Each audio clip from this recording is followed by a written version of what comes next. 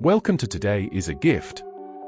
If you've ever felt like you're running out of time, like your dreams are stuck in pause while life keeps moving, this message is for you. This isn't just about working harder. It's about becoming the kind of person who rises, even in silence, even in doubt. Over the next few minutes, I want to take you on a journey. One that reminds you, you are not behind. You are becoming. Let's begin.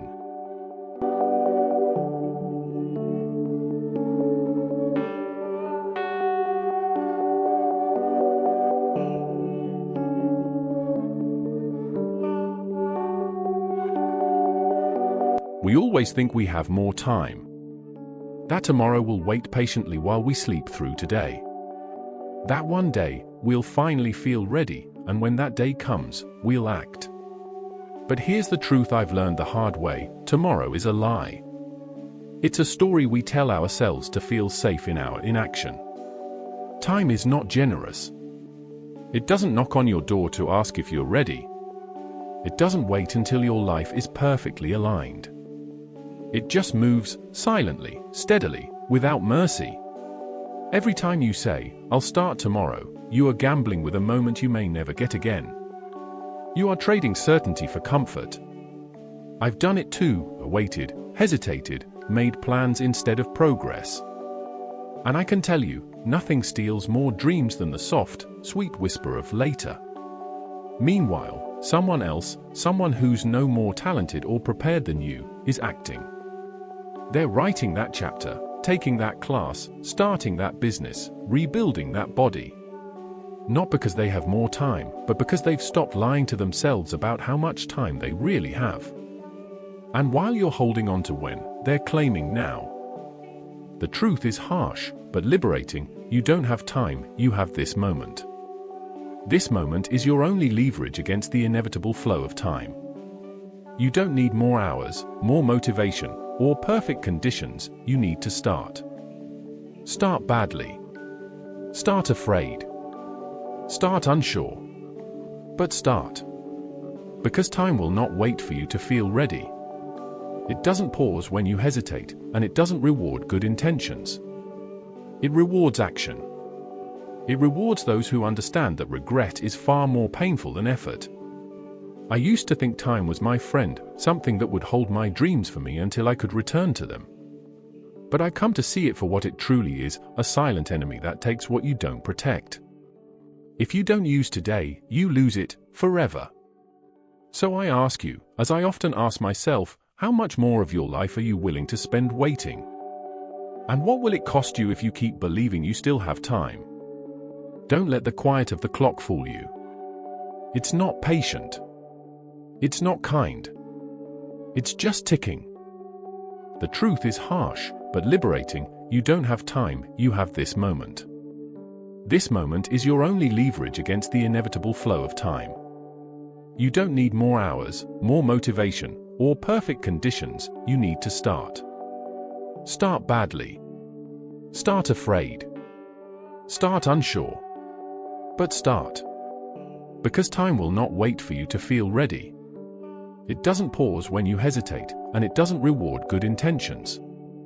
It rewards action. It rewards those who understand that regret is far more painful than effort. I used to think time was my friend, something that would hold my dreams for me until I could return to them. But I come to see it for what it truly is: a silent enemy that takes what you don't protect. If you don't use today, you lose it forever. So I ask you, as I often ask myself, how much more of your life are you willing to spend waiting? And what will it cost you if you keep believing you still have time? Don't let the quiet of the clock fool you. It's not patient. It's not kind. It's just ticking. And the worst part? The longer you delay, the harder it becomes to act. Your mind becomes used to stillness, to deferral, to telling stories instead of writing them. You become a master of planning and a stranger to execution. You scroll through inspiration and feel the ache of unrealized potential, but still, you wait. Why? Because action demands vulnerability. It means facing discomfort, judgment, imperfection. And procrastination, well, it protects you from all of that. Temporarily. At a cost. The truth is, you are not lazy. You are afraid. But procrastination doesn't eliminate fear, it amplifies it. It feeds it with silence and inaction until it grows into a wall so thick, even hope can't get through. The dream that once excited you now intimidates you. And the longer you wait, the more distant it feels. That's why procrastination is the real killer. It doesn't destroy with force. It erodes with softness. Quietly. Casually. Until your dream dies not with a bang, but with a shrug. So the next time you hear that inner voice saying, "Not now," ask yourself, what will this delay cost me? Because the price is never obvious at first, but it's always paid in full. We often wait for the big move, the perfect launch, the major breakthrough, the massive transformation that will finally change everything. But real growth doesn't happen in loud, dramatic moments. It happens quietly. In the tiniest decisions we make each day. It's the early alarm we don't snooze. The single healthy meal. The one push-up. The 5 minutes of writing. Those small actions may seem meaningless on their own, but they are not. They are the spark that lights the engine of momentum. I've learned this the hard way. I used to think I needed to feel ready before I could start anything meaningful. I waited for clarity, for confidence, for that burst of motivation that never lasted. But the truth is, clarity comes after action. Motivation comes after movement. Every great journey I ever started, whether it was healing from pain, building a new habit, or creating something from scratch, began with one small, unimpressive step. And once I took that step, things shifted. Not dramatically, but enough to keep going. That's the secret. You don't need to feel powerful to begin, you become powerful by beginning. Momentum is magic, but it isn't born from inspiration. It's born from repetition. From showing up even when nothing seems to be changing. Think of a snowball rolling down a hill. It starts tiny, slow, barely noticeable. But with every roll, it gathers more weight, more force, more speed. Your progress works the same way. It doesn't matter how small your action is today, it only matters that you took it. Because small actions compound. They shift your identity from someone who wants to someone who does.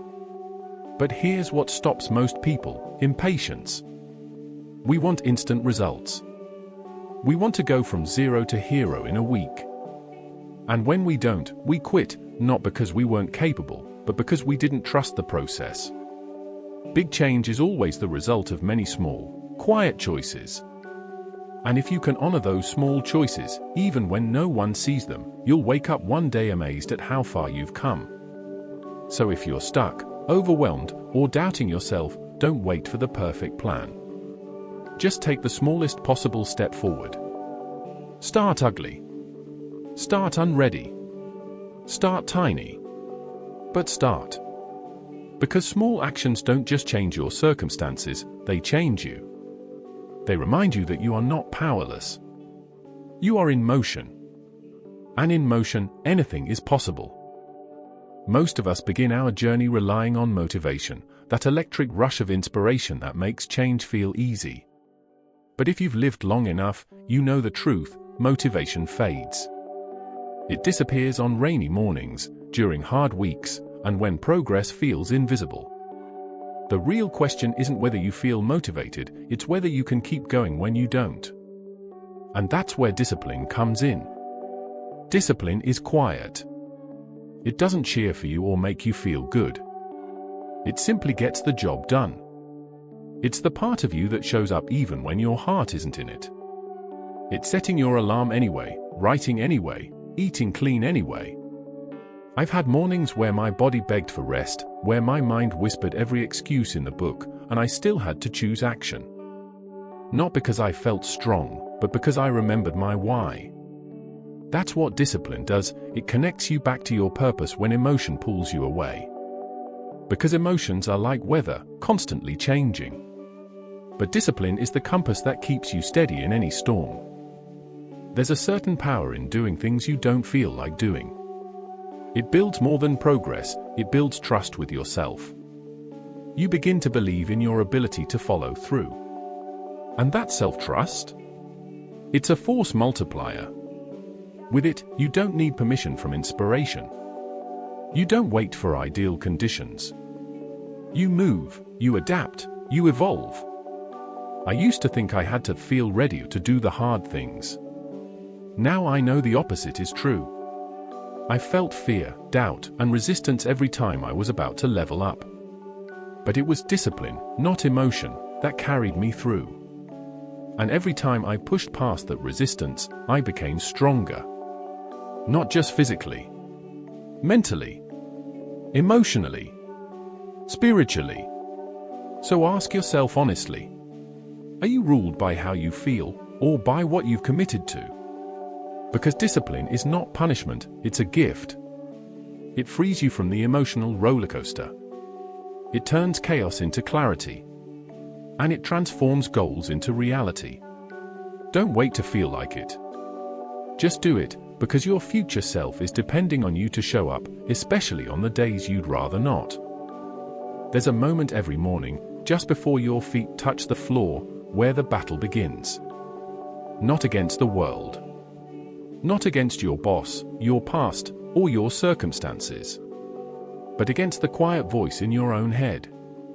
The one that says, stay comfortable. The one that says you can try again tomorrow. This is the real battle, you versus you. No one else sees it. But it's the most important fight of your life. I've faced this version of myself more times than I can count. The version that craves ease over effort. That wants validation without work. That whispers, you're not ready. And for too long, I listened. I delayed dreams. I shrank from risks. I waited, hoping life would change without me having to change first. But it never did. Because the uncomfortable truth is this, you are both your prison and your key. And freedom begins the moment you stop running from yourself and start confronting the habits, excuses, and beliefs that keep you small. The most successful people I know aren't the most gifted, they're the most relentless. They wake up daily to that same internal battle, but they've trained themselves to choose action over avoidance. They've learned how to silence the noise, push through the resistance, and override the impulse to quit. And every day they do, they win, not over others, but over the weakest version of themselves. Here's what I've discovered.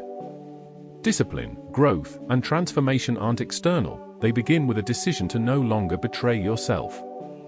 To show up, even when no one's watching. To push forward, even when doubt screams louder than clarity. To say, not today, when fear tries to take the wheel.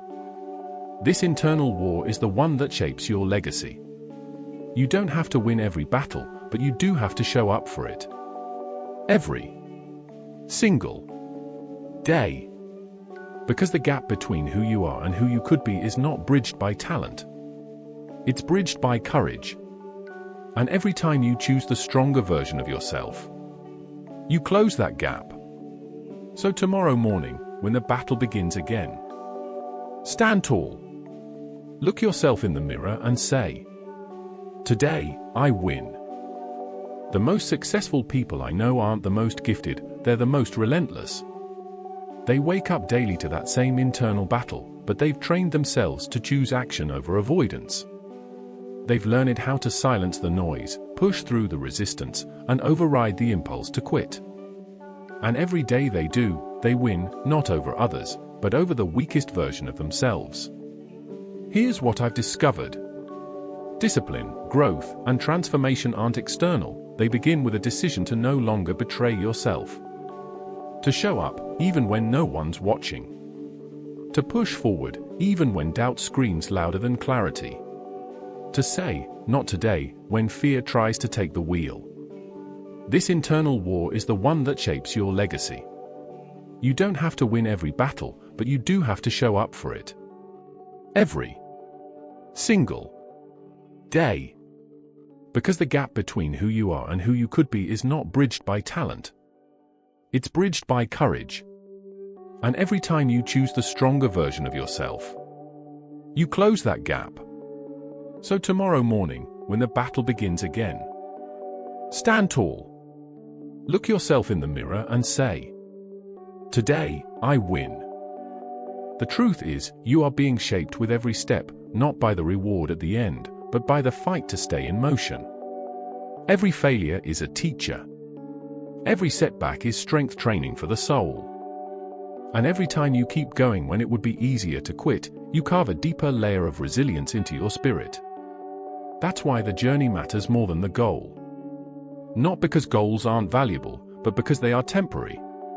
Growth is not. You will forget the numbers. You will outgrow the titles. But you will carry who you became forever. So stop waiting for the applause, the recognition, or the proof that you've made it. You're already becoming. You're already changing. Don't rush through it. Don't resent it. Learn to love the climb, because that's where the miracle happens. In the end, the trophy doesn't tell your story. The trail does. One day, your story will end. There won't be more time to rewrite the chapters or undo the choices. And when that day comes, what will your life have stood for? Not the car you drove. Not the number of followers. Not the titles after your name. What people will remember is your impact. Your legacy is not built in one grand act, it's built moment by moment. In the way you show up when no one is watching. In the words you choose when you're tired. In the courage to stand up after failure. You don't have to be famous to be unforgettable. You just have to live fully, love deeply, and leave people better than you found them. For a long time, I thought legacy was something for later, something I'd think about when I was older, wiser, or more accomplished. But I was wrong. Legacy starts now. In the choices you make today. In how you treat your time. In the energy you give to the world, even when the world gives nothing back. Here's the truth, you are writing your legacy right now, with every message you ignore or reply to, every promise you keep or break, every time you choose growth over comfort. So ask yourself, are you proud of the story you're telling? If someone lived a day in your life, would they be inspired or warned? Building a legacy isn't about perfection. It's about consistency. It's about deciding, again and again, to be someone your future self would be proud of. Someone your children would admire. Someone your younger self would believe in. And here's the beautiful part, you don't need to have it all figured out. You just need to start. You just need to make today count. Because today becomes a memory. And your memories become a pattern. And that pattern becomes the footprint you leave behind. So be intentional. Be relentless. Be kind. Because one day, someone will follow your footsteps, make sure they lead somewhere worth going.